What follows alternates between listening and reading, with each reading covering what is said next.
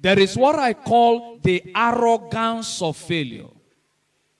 I didn't know that failure can be that arrogant until this present administration led by Muhammadu Buhari came to power. The president, the presidency and the president, they are so arrogant about the failure of governance. They are so arrogant about their failure. Amen and amen. And when you see his spokesman or the media people of the president talking, you see that arrogance of failure in them. I didn't know that failure can be arrogant until this administration came. Have you ever seen someone who has failed in the class and is still raising his shoulder? Huh? That is the arrogance of failure. But in this administration, we have a president that is decorated with failure, yet he's still raising his shoulder. I assure you. I assure what? When you see someone who is politically incapacitated, when you see gross incompetence, and you're arrogant about your failure. Amen and amen. And I want the president to hear this. The remaining few years he has, not even up to 2 years.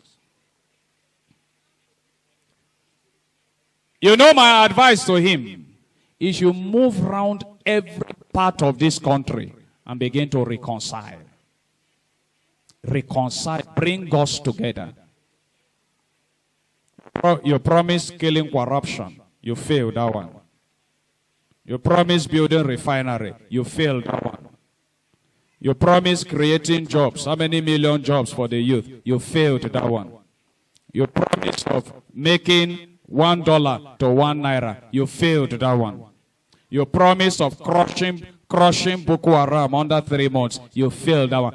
All he needs to do is to tour around every part of this country, reconcile us, and bring us together. Then go and rest. Arrogance of failure. And as a nation, we have become so divided than ever before. Why? Because we have leaders who are arrogant. You know, Nigeria, we don't only have bad leaders, we have bad followers. We have bad followers. Because if we were in a sane climb, the mess that this country is into, nobody will tolerate it. Nobody will tolerate the nonsense that is going on. As a nation, we are no longer living as one. And when you go to look for job or employment, you are reminded of where you come from. Amen and amen. And what do you say integrity? What is integrity? You told us, I'm for everybody, I'm for nobody. In words, but we've not seen that in your action. And you move around. You say people should be patient with it. This is the most excused president in Africa. Is the most excused president in Africa. I didn't know that failure can be proud. There can be serious pride in failure. The arrogance of failure is what I'm seeing in this administration. We are no longer living together as one. We are no longer living together as a family. And when you see people who come on the television to defend Mr. President, you see that arrogance of failure in them. No, you can defend anything in life, but you can't defend failure. You can't change that name, failure. Am I talking to somebody here this morning? Praise the living. I'm pained as I'm talking to you. Because the Lord has done more than enough for us as a nation. Why are we not progressing? Because we have leaders that are incompetent. Gross incompetence. Gross incompetence. It's painful as I'm talking to you. Just imagine that you have a family that all of you are divided. You don't agree. Can that family move? Can that family progress? No.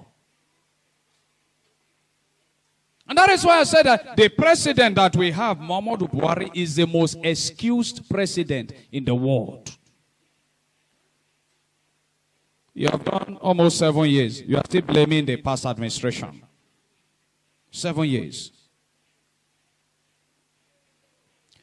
When you begin to identify with people that have failed in life, you begin to behave like a failure. And that is why you see learned people, intelligent people, exposed people that have gone to school, when they come to defend the president, they begin to behave even like the president. The coming of the president is a lesson to us as a nation. You know why? If the president had not emerged after the death of Buhari, people will be going to his grave. Oh, the best president that never emerged. Now he has emerged, and we have seen failure. Amen and amen. No excuse.